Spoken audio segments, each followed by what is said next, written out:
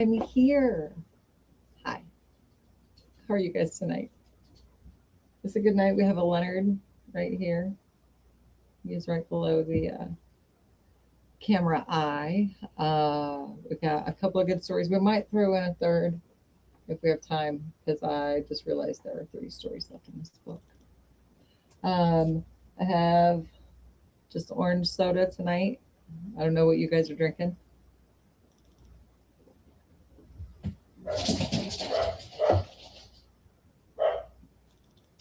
Um, Please excuse me for a moment. That was a knock on the front door.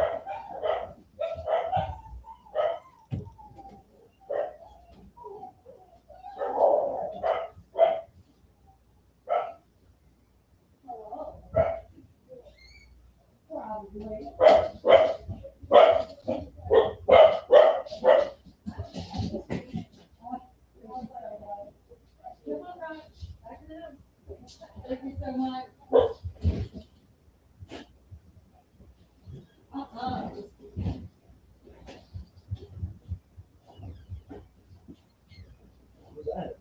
I had a package that ended up at the other house, but I'm already live.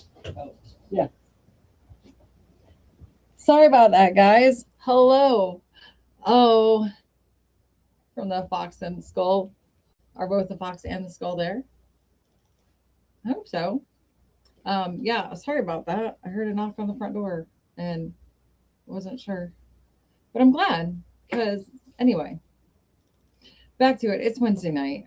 Wednesday nights we read stories together and we hang out and we chit chatty in the chat. So when you guys pop in, yay! Oh, it's both of them. So those are 3 of my favorite guys in the whole wide world right there. Right there. There's a 4th. He may be in and out.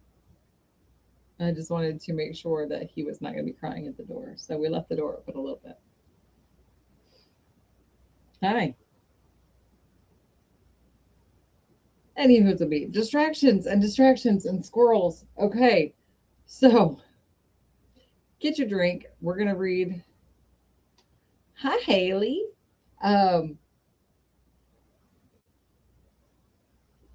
So I was going to save this till just the end. But you guys know I work on another channel here, the Hallowed Hearth podcast. And we are doing Authors Month. Oh.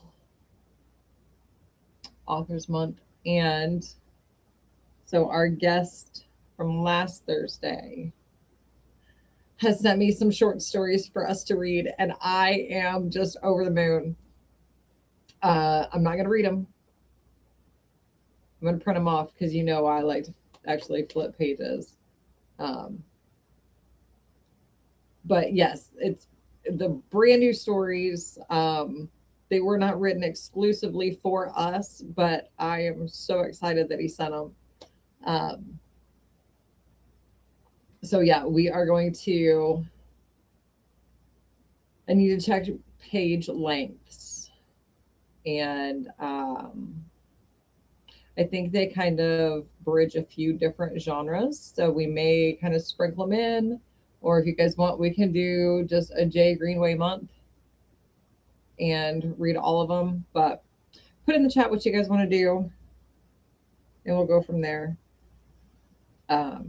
So yes, Haley, please tell Jay again, thank you for me, because this is going to be great. I'm going to really, really enjoy reading his stories for all of you guys. Get them out there. And, you know, if you guys like listening to them, then you should buy the books. Yeah, I need to get a copy of Raven Word ordered, which is a novel that he wrote. And yeah, go back and watch the Hallowed Hearth podcast from last Thursday. And Jay talks all about it, but it's great. Tonight we still have Charlotte Perkins Gilman. And As I say, we may get to 3. Hi, Heidi. If you guys have not seen the poster that Heidi put out, oh my gosh.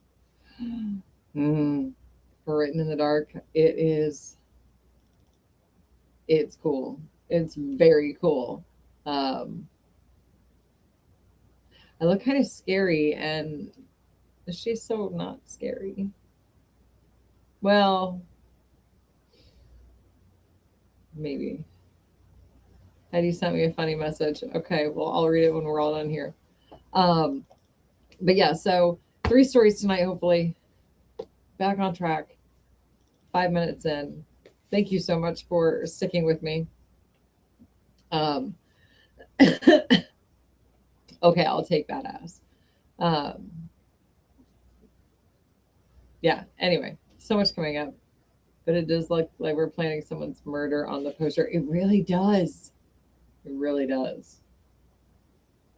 We're plotting something terrible. But tonight's first story is called Making a Change. Wah! Wah! Frank Gordon set down his coffee cup so hard that it spilled over into the saucer. Is there no way to stop that child from crying? He demanded. I do not know of any, said his wife, so definitely and politely that the words seemed cut off by machinery. I do, said his mother with even more definiteness, but less politeness. Young Mrs. Gordons looked at her mother-in-law from under her delicate level brows and said nothing. But the weary lines about her eyes deepened. She had been kept awake nearly all night and for many nights. So had he. So, as a matter of fact, had his mother. She had not the care of the baby, but lay awake wishing she had. There's no need at all for that child's crying so, Frank. If Julia would only let me. It's no use talking about it, said Julia. If Frank is not satisfied with the child's mother, he must say so. Perhaps we can make a change. This was ominously gentle. Julia's nerves were at the breaking point. Upon her tired ears, her sensitive mother's heart, the grating wail from the next room fell like a lash, burnt in like fire. Her ears were hypersensitive always. She'd been an ardent musician before her marriage and had taught quite successfully on both piano and violin. To any mother, a child's cry is painful. To a musical mother, it is torment. But if her ears were sensitive, so was her conscience. If her nerves were weak, her pride was strong. The child was her child. It was her duty to take care of it. Take care of it she would. She spent her days in unremitting devotion to its needs and to the care of her neat flat, and her nights had long ceased to refresh her. Again, the weary cry rose to a wail.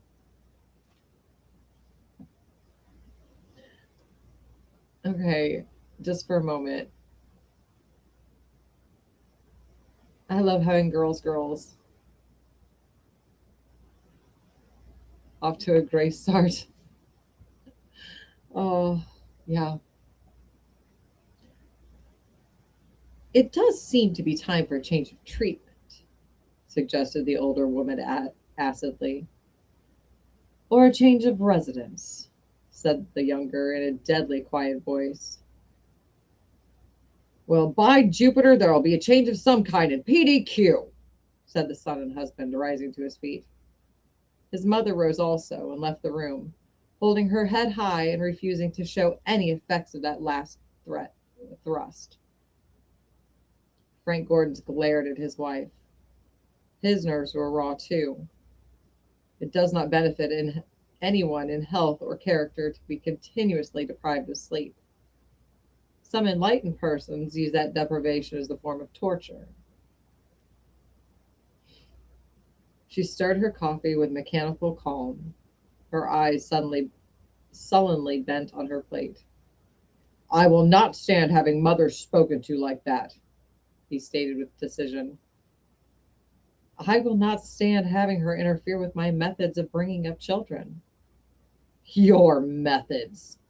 Why, Julia, my mother knows more about taking care of babies than you'll ever learn. She has the real love of it and the practical experience. Why can't you let her take care of the kid? We'll have some peace. She lifted her eyes and looked at him, deep, inscrutable wells of angry light. He had not the faintest appreciation of her state of mind. When people say they are nearly crazy from weariness, they state a practical fact. The old phrase which describes reason as tottering on her throne is also a clear one. Julia was more near the verge of complete disaster than the family dreamed. The conditions were so simple, so usual, so inevitable. Here was Frank Gordon's, well brought up, the only son of a very capable and idolatrously affectionate mother. He had fallen deeply and desperately in love with the exalted beauty and fine mind of the young music teacher, and his mother had approved. She too loved music and admired beauty. Her tiny store in the savings bank did not allow of a separate home, and Julia had cordially welcomed her to share in their household. Here was affection, propriety, and peace. Here was a noble devotion on the part of the young wife, who so worshipped her husband that she used to wish she had been the greatest musician on earth, that she might give it up for him. She had given up her music, perforce, for many months, and missed it more than she knew. She bent her mind to the decoration and artistic management of their little apartment, finding her standards difficult to maintain by the ever-changing inefficiency of her health. The musical temperament does not always include patience, nor necessarily the power of management. When the baby came, her heart overflowed with utter devotion and thankfulness. She was his wife, the mother of his child.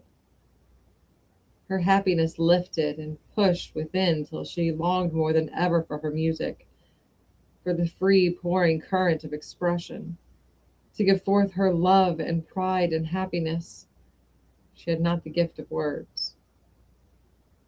So now she looked at her husband dumbly, while wild visions of separation, secret flight, even of self-destruction, swung dizzily across her mental vision. All she said was, "All right, Frank, we'll make a change. You shall have some peace." Thank goodness for that, Jewel. You do look tired, girlie. Let mother see to his nibs and try to get a nap, can't you? Yes, she said. Yes, I think I will. Her voice had a peculiar note in it. If Frank had been an alienist, or even a general physician, he would have noticed it. But his work lay in electric coils, in dynamos and copper wiring, not in women's nerves. And he did not notice it. He kissed her and went out, throwing back his shoulders and drawing a long breath of relief as he left the house behind him and entered his own world. This being married, bringing up children is not what it's cracked up to be.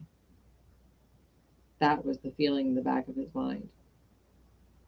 But it did not find full admission, much less expression. When a friend asked him, "All well at home?" he said, "Yes, thank you. Pretty fair. Kid cries a good deal, but that's natural, I suppose." He dismissed the whole matter from his mind and bent his faculties to a man's task.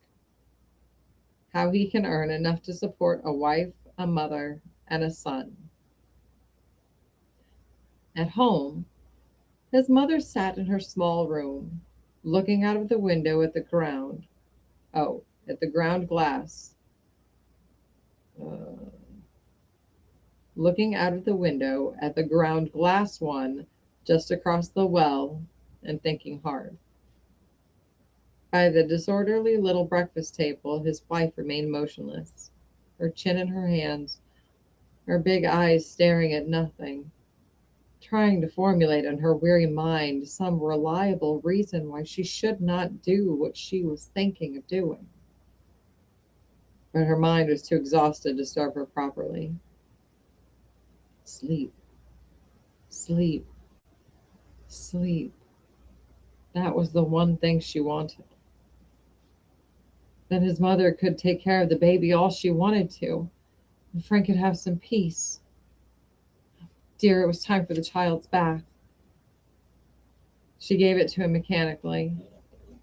On the stroke of the hour, she prepared the sterilized milk and arranged the little one comfortably with his bottle.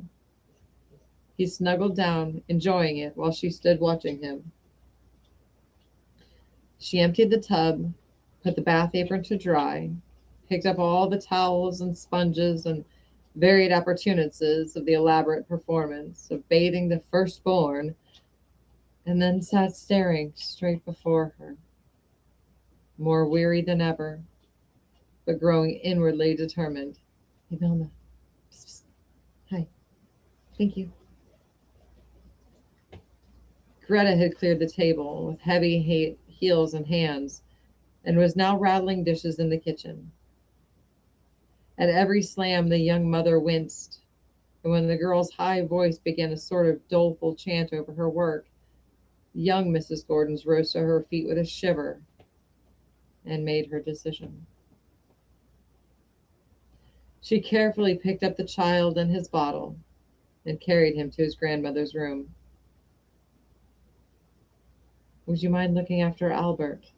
She asked in a flat, quiet voice. I think I'll try to get some sleep. Oh, I shall be delighted, replied her mother-in-law.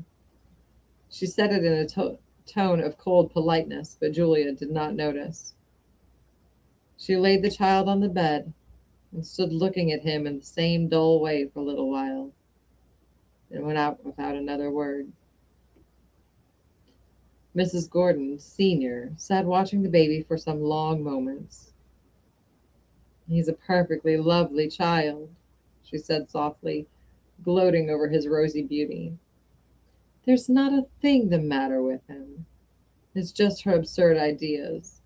She's so irregular with him. To think of letting the child cry for an hour.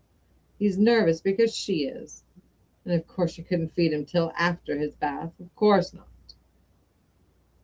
She continued in these sarcastic meditations for some time, taking the empty bottle away from the small wet mouth that sucked on for a few moments aimlessly, and then was quiet in sleep. I could take care of him so that he'd never cry, she continued to herself, rocking slowly back and forth. And I could take care of 20 like him and enjoy it. I believe I'll go off somewhere and do it. Give Julia a rest. Change of residence indeed. She rocked and planned, pleased to have her grandson with her, even while asleep. Greta had gone out on some errands of her own. The rooms were very quiet. Suddenly, the old lady held up her head and sniffed. She rose swiftly and sprang to the gas jet. No, it was shut off tightly. She went back to the dining room. It's all right there.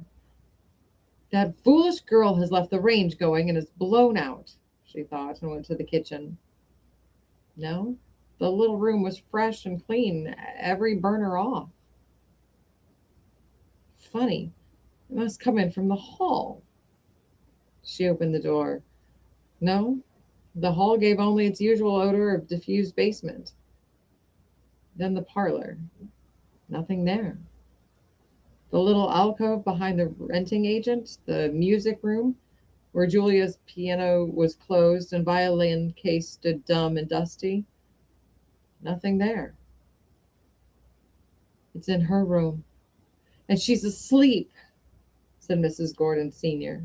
She tried to open the door. It was locked. She knocked. There was no answer. Knocked louder, shook it, rattled the knob. No answer. Then Mrs. Gordon thought quickly, it may be an accident, and nobody must know. Frank mustn't know. Glad Greta's out. I must get in somehow. She looked at the transom and the stout rod Frank had himself put up for the portieres Julia loved. I believe I can do it at a pinch. She was a remarkably active woman of her years, but no memory of earlier gymnastic feats could quite cover the exercise. She hastily brought the stepladder. From its top she could see in, and what she saw made her determine recklessly. Grabbing the pole with small, strong hands, she thrust her light frame bravely through the opening, turning clumsily but successfully, and dropping breathlessly and somewhat bruised to the floor, she flew to open the window and doors. When Julia opened her eyes, she found loving arms around her and wise, tender words to soothe and reassure. Don't say a thing, dearie. I understand. I understand, I tell you. Oh, my dear girl, my precious daughter. We haven't been half good enough to you, Frank and I. But cheer up now. I've got the loveliest plan to tell you about. We are going to make a change. Listen now. And while the pale young mother lay quiet, petted and waited on to her heart's content, great plans were discussed and decided upon.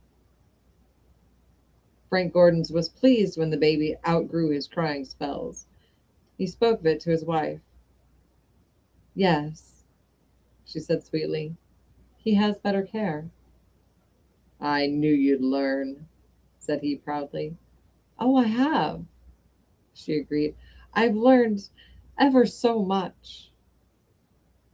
He was pleased too, vastly pleased to have her health improve rapidly and steadily.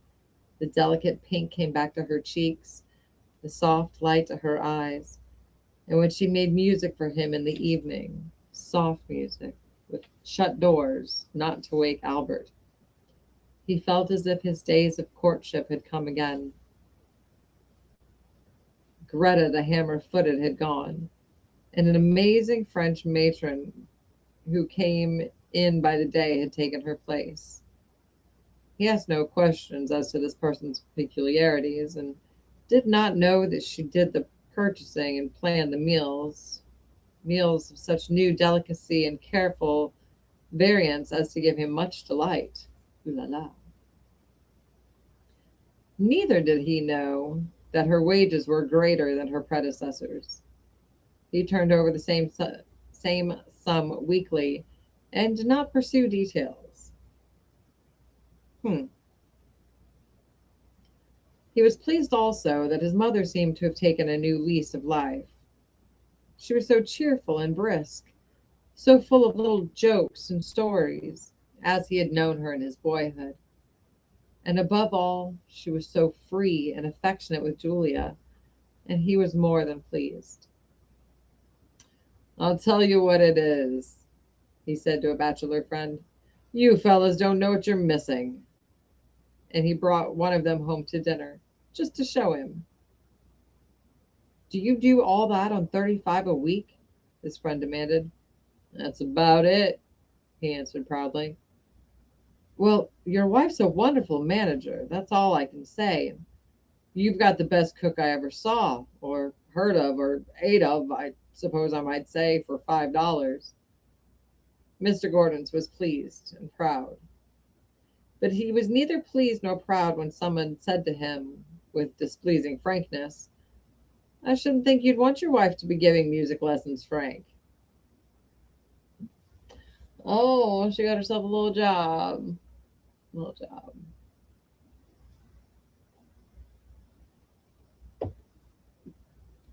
Aha. He did not show surprise nor anger to his friend, but saved it for his wife.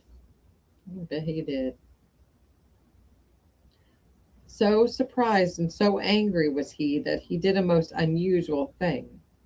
He left his business and went home early in the afternoon. He opened the door of his flat. There was no one in it. He went through every room. No wife, no child, no mother, no servant. The elevator boy heard him banging about, opening and shutting doors, and grinned happily. When Mr. Gordon's came out, Charles volunteered some information. Young Mrs. Gordon's is out, sir, but old Mrs. Gordon's and the baby, they're upstairs. On the roof, I think. The roof? Mr. Gordon's went to the roof. There he found his mother, a smiling, cheerful nursemaid, and 15 happy babies. Mrs. Gordon Sr. rose to the occasion promptly. "Welcome to my baby garden, Frank," she said cheerfully. "I'm so glad you could get off in time to see it."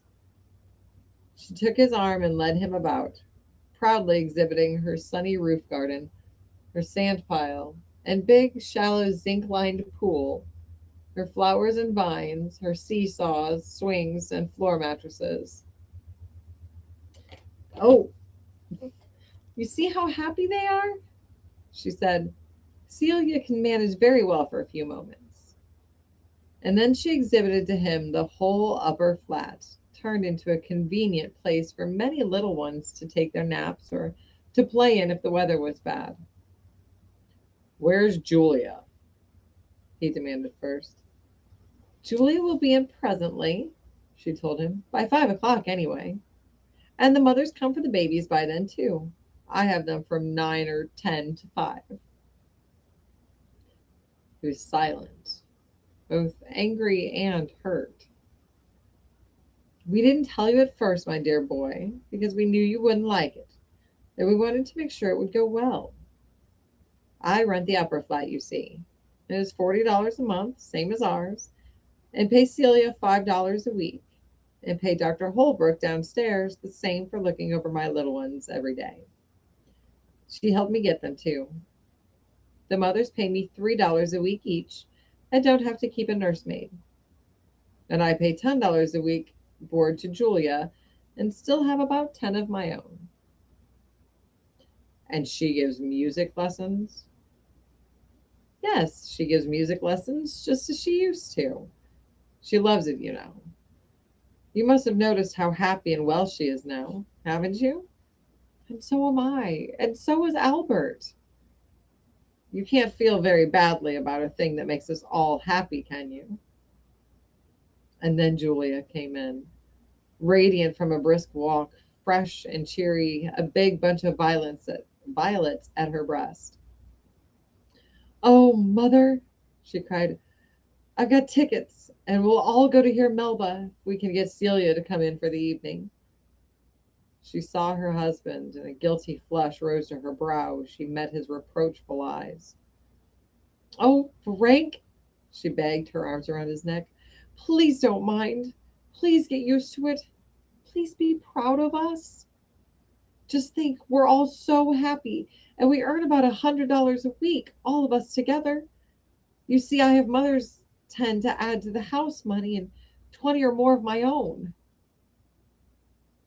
They had a long talk together that evening, just the two of them. She told him at last what a danger had hung over them, how near it came. "And Mother showed me the way out, Frank, the way to have my mind again and not lose you. She's a different woman herself now that she has her heart and hands full of babies. Albert does enjoy it so. And you've enjoyed it until you found out. And dear, my own love, I don't mind it now at all. I love my home. I love my work. I love my mother. I love you. And as to children, I wish I had 6. He looked at her flushed, eager, lovely face and drew her close to him. "If it makes all of you as happy as that," he said, I guess I can stand it. And in after years, he was heard to remark, as being married and bringing up children is as easy as can be when you learn how. Aw, yay, babies. I could not be that kind of Nana. Yeah, it's a lot of babies. It's so sweet. I love that he came around quickly, just like, oh, but that's love. That's love. So this next one. All right. How many of the girls are still here? Because this next one, I skimmed it because it's real short. Well, maybe not. Yeah, it's only a few pages. But it is titled, If I Were a Man. If I were a man, that was what pretty little Molly Mathewson always said when Gerald would not do what she wanted him to, which was seldom. That was what she said this bright morning, the stamp of her little high-heeled slipper, just because he had made a fuss about that bill, the long one with the account rendered, which she'd forgotten to give him the first time and been afraid to the second. Now he had taken it from the postman himself. Molly was true to type. She was a she was a beautiful instance of what is reverentially called a true woman. Little, of course. No true woman may be big. Pretty, of course. No true woman could possibly be plain. Whimsical, capricious, charming, changeable, devoted to pretty clothes and always wearing them well, as the esoteric phrase has it. This does not refer to the clothes. They do not wear well in the least, but to some special grace of putting them on and carrying them about, granted to but few, it appears. She was also a loving wife and devoted mother, possessed of the social gift and the love of society that goes with it. And with all these was fond and proud of her home and managed it as capably as, well, most women do. If ever there was a true woman, it was Molly Mathewson. Yet she was wishing heart and soul she was a man. And all of a sudden she was. She was Gerald, walking down the path so erect and square shouldered, in a hurry for his morning train as usual. It must be confessed, in somewhat of a temper. Her own words were ringing in her ears, not only the last word, but several that had gone before. She was holding her lips tight shut so as to not say something she would be sorry for.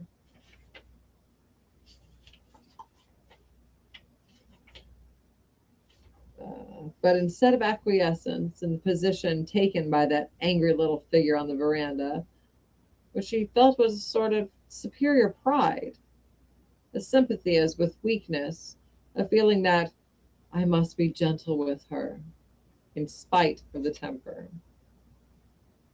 A man, really a man, with only enough subconscious memory of herself remaining to make her recognize the differences. At first, there was a funny sense of size and weight and extra thickness. The feet and hands seemed strangely large, and her long, straight, free legs swung forth at a gait that made her feel as if on stilts. This presently passed, and in its place, growing all day, wherever she went, came a new and delightful feeling of being the right size. Hilly, you would be a menace. Everything fit now. Her back snugly against the seat back, her feet comfortably on the floor. Her feet? His feet. She studied them carefully. Never before, since her early school days, had she felt such freedom and comfort as to feet.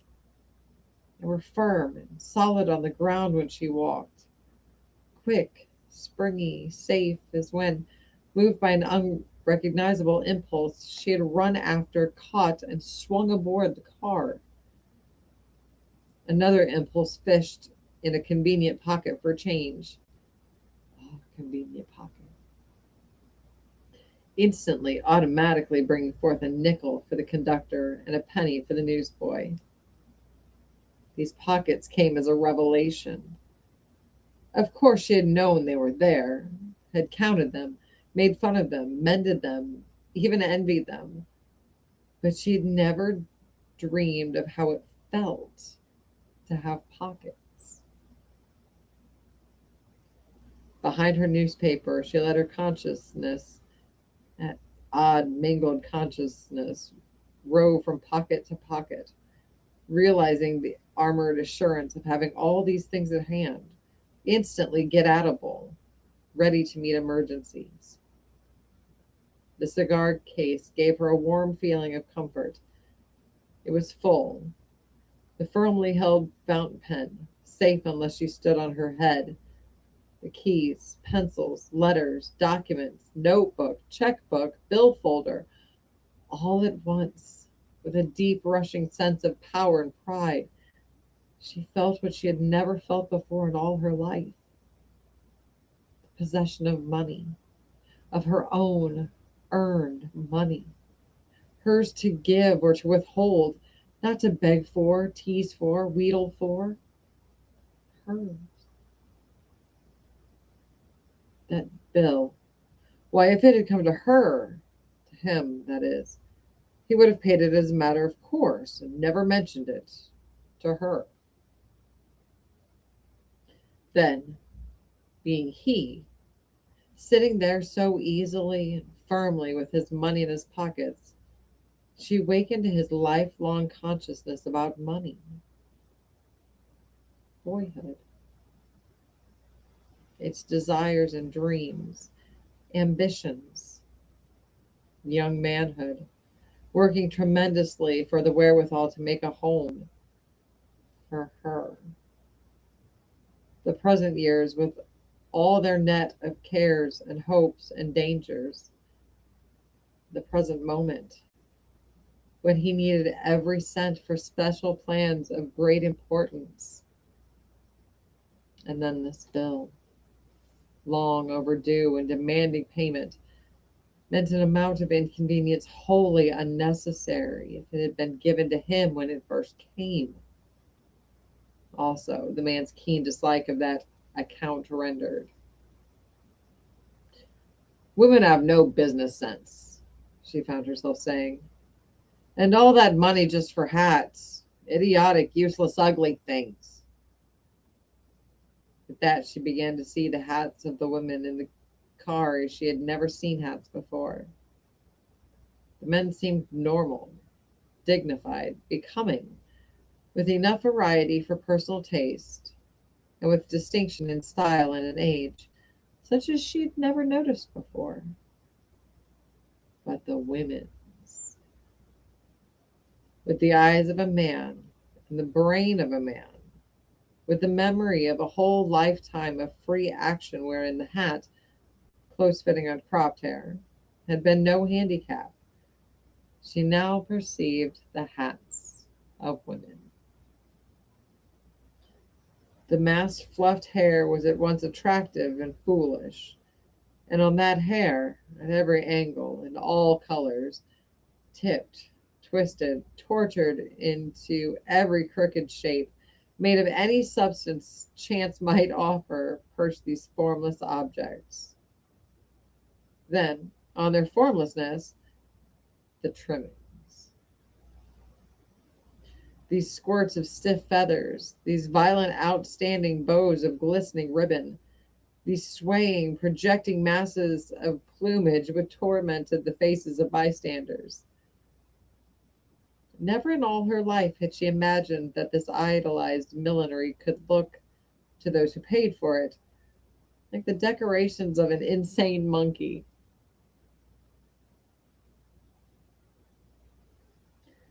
And yet, when there came into the car a little woman, as foolish as any, but pretty and sweet looking, up rose Gerald Matthewson and gave her his seat. And later, when there came in a handsome red cheeked girl whose hat was wilder, more violent in color, and eccentric in shape than any other, and she stood nearby, and her soft curling plumes swept his cheek once and again, he felt a sense of sudden pleasure, the intimate tickling touch.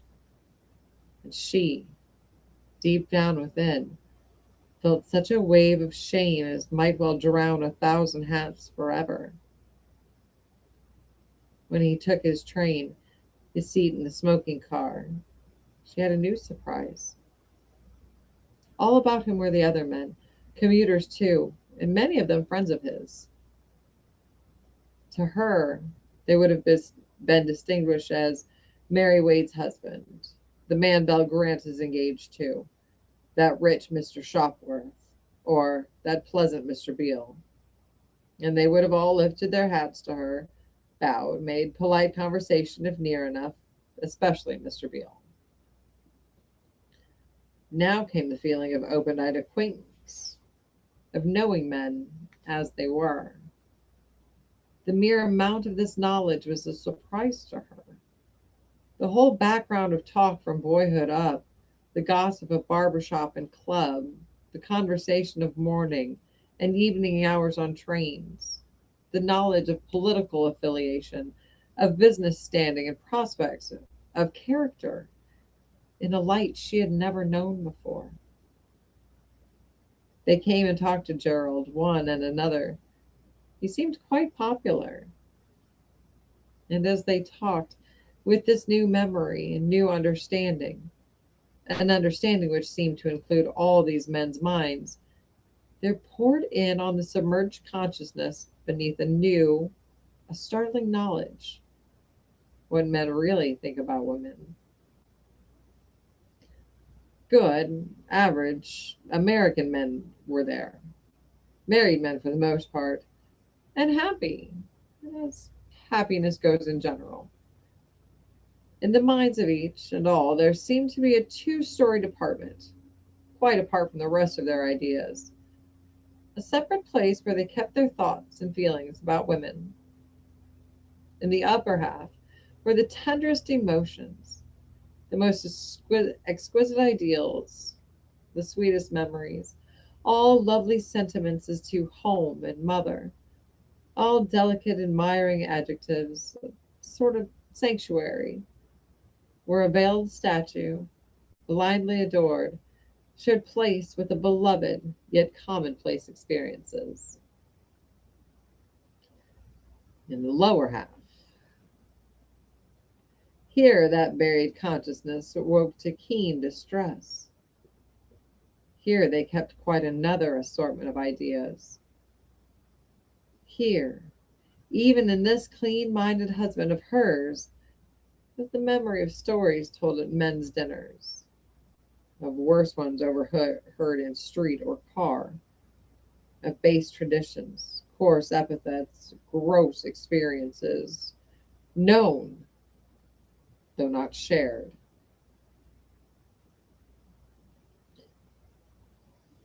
And all these in the department, woman.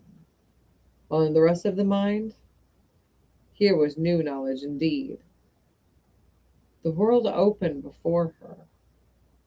Not the world she'd been reared in, where home had covered all the map almost, and the rest had been foreign or unexplained explored country, but the world as it was, man's world, as made, lived in, and seen by men.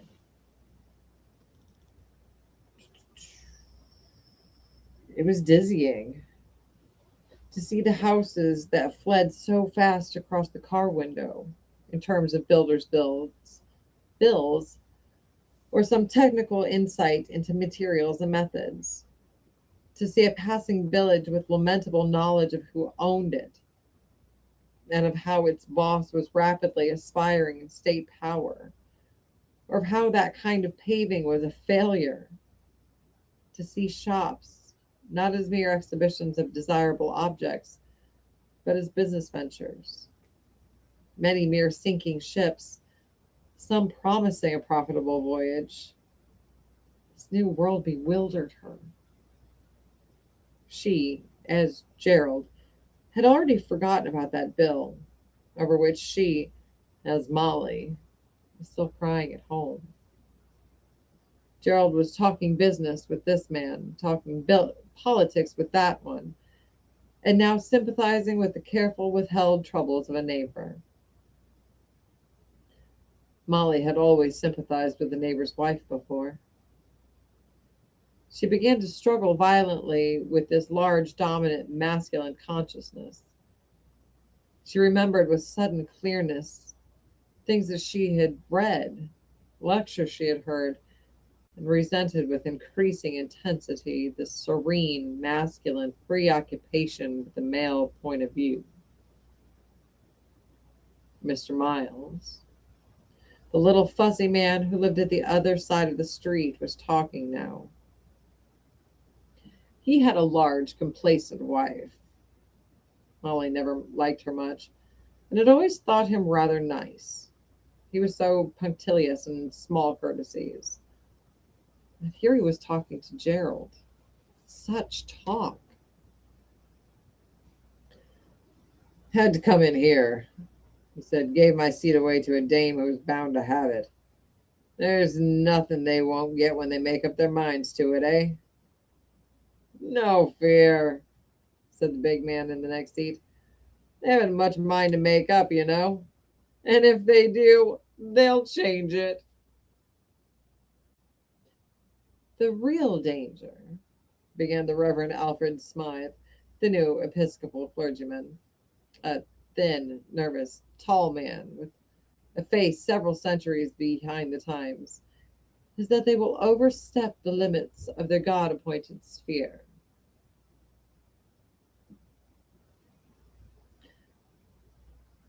Well, their natural limits ought to hold 'em, I think, said cheerful Dr. Jones. You can't get around physiology, I tell you. I've never seen any limits myself, not to what they want, anyhow, said Mr. Miles. Merely a rich husband in a fine house, no end of bonnets and dresses, and the latest thing in motors, and a few diamonds, and so on. Keeps us pretty busy. There was a tired, gray man across the aisle. He had a very nice wife, always beautifully dressed, and 3 unmarried daughters, also beautifully dressed. Molly knew them. She knew he worked hard, too, and she looked at him now a little anxiously. But he smiled cheerfully. Do you good, Miles, he said. What else would a man work for? A good woman is about the best thing on the earth. And a bad one's the worst, that's for sure, responded Miles. She's a pretty weak sister, viewed professionally, Dr. Jones averred with solemnity. And Reverend Alfred Smythe added, she brought evil into the world.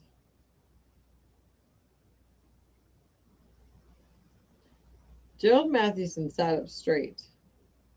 Something was stirring in him which he did not recognize, yet could not resist. Seems to me like we all talk about Noah, he suggested dryly, or the ancient Hindu scriptures. Women have their limitations, but so do we, God knows. Haven't we known girls in school and college just as smart as we were? They cannot play our games, coldly replied the clergyman. Gerald measured Gerald measured his meager proportions with a practiced eye. I never was particularly good at football myself, he modestly admitted, but I've known women who could outlast a man in all around endurance. Besides, life isn't spent in athletics. This was sadly true. They all looked down the aisle where a heavy, ill-dressed man with a bad complexion sat alone. He had held the top of the columns once, with headlines and photographs. Now he earned less than any of them. It's time we woke up, pursued Gerald, still inwardly urged to unfamiliar speech. Women are pretty much people, seems to me. I know they dress like fools, but who's to blame for that? We invent all those idiotic hats of theirs and design their crazy fashions. And what's more, if a woman is courageous enough to wear common sense clothes and shoes, which of us wants to dance with her? Yes, we blame them for grafting on us, but are we willing to let our wives work? We are not. Hurts our pride, that's all. We're always criticizing them for making mercenary marriages, but what do we call a girl who marries a chump with no money? It's a poor fool, that's all. And they know it. As for Mother's Eve, I wasn't there. Can't deny the story, but I will say this. She brought evil into the world. We men have had the lion's share of keeping it going ever since. How about that? They drew into the city, and all day long in his business, Gerald was vaguely conscious of new views, strange feelings, and the submerged Molly learned and learned.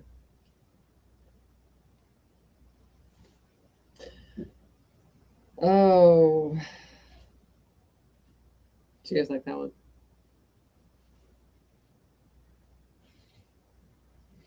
Let me ask.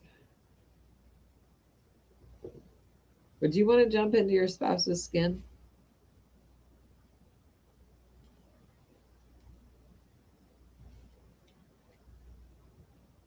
Hmm. I don't know.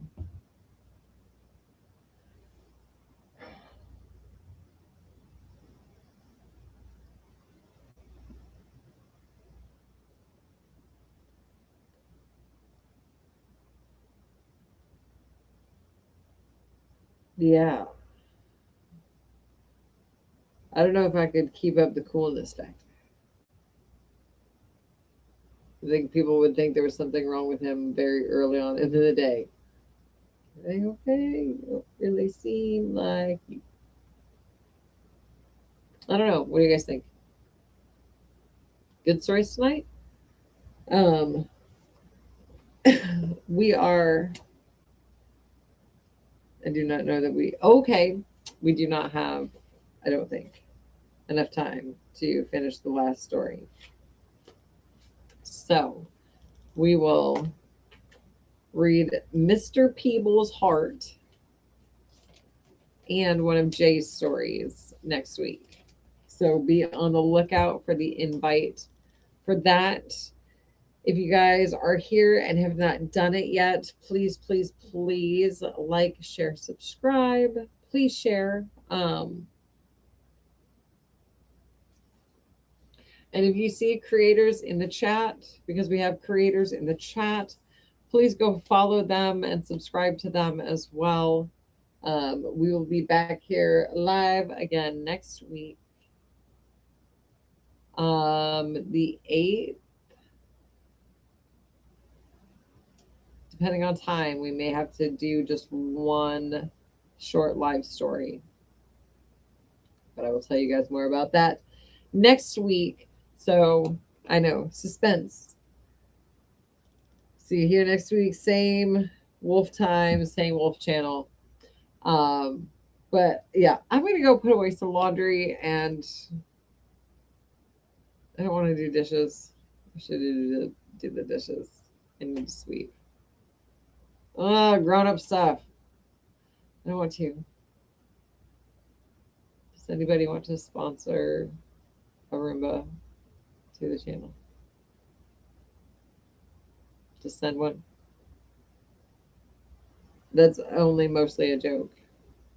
But if anybody knows where I can find like an inexpensive one that's actually going to do the work, because I have 4 animals, I should sweep like 6 times a day. Dishes are lame. Dishes are lame. But anyway, thank you guys again for hanging out with me. We'll do it again next week. I love you. Bye.